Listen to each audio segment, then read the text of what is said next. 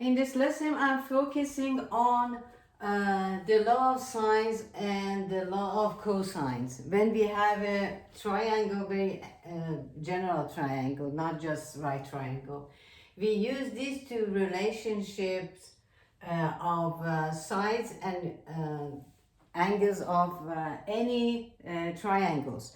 You know that if we had a right triangle, we could use the Pythagorean theorem.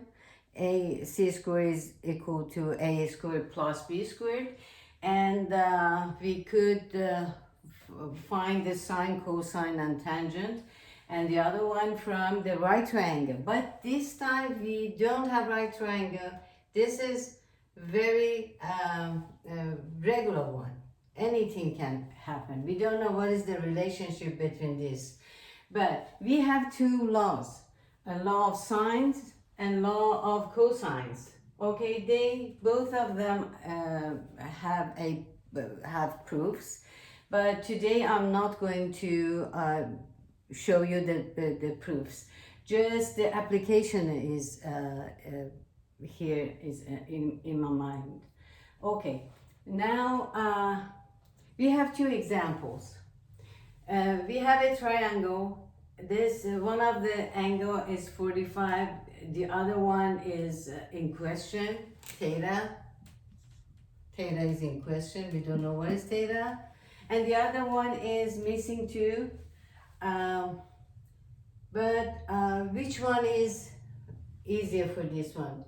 If we use this one, sine of A over A is an angle.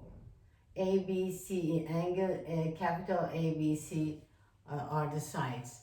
The relationship between this angle over the opposite side is equal to this one over opposite side.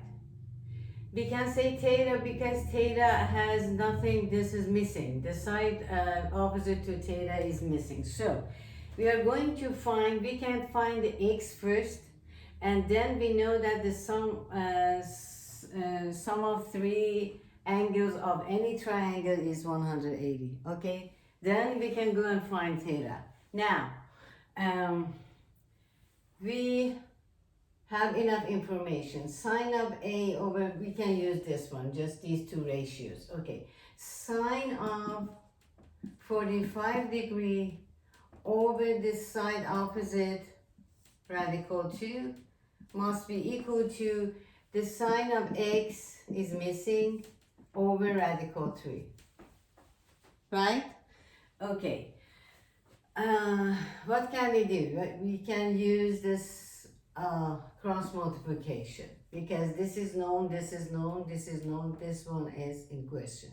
So sine of x equals to this one, radical 3 times sine of 45 degree over radical 2. Okay, radical 3 over the times sine of 45, we know that this is radical 2 over 2. Okay, just simplify. Sine of x is equal to, the top one is radical 3 times radical 2 over 2.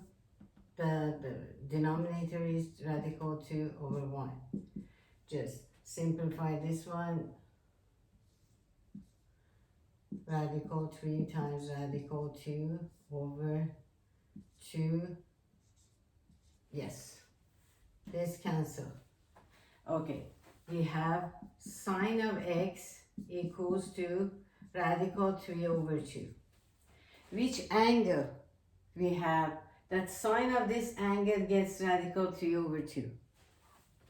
We can use this sign. Sine of the inverse of sine of radical 3 over 2. What is this? It means that if you have the answer of your angle, but you don't have the angle, you can say arc sine of radical 3 over 2. Which angle it has radical 3 over 2 as a sine? We know that this is 60 degree. So x is 60 degree, yes?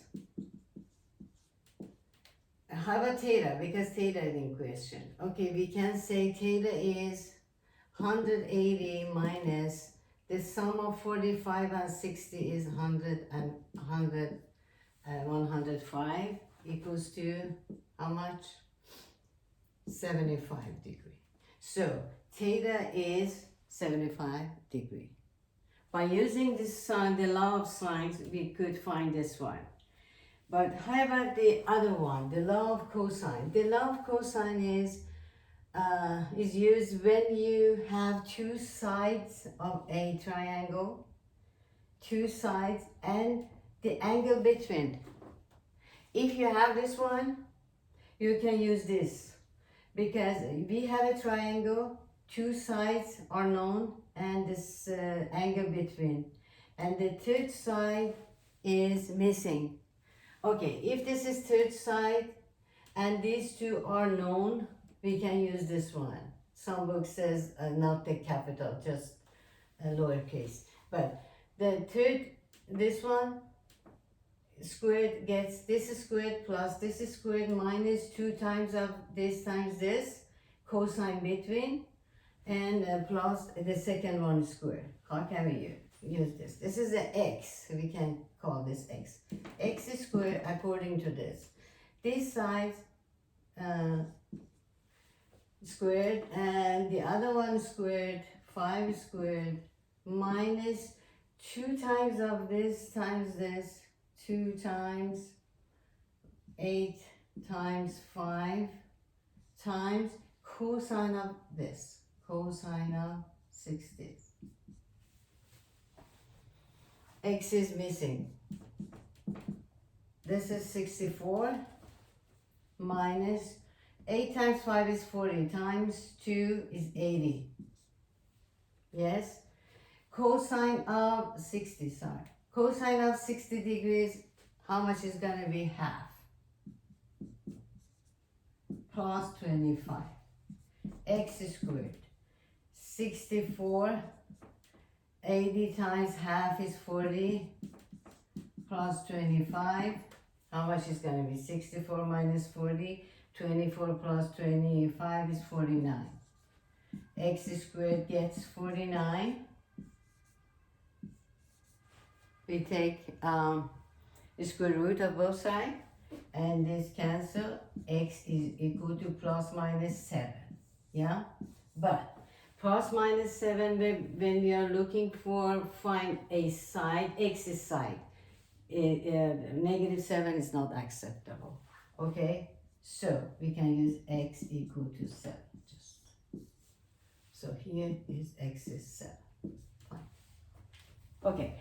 When you have two sides of any triangle and the angle between, you can use the law of sine.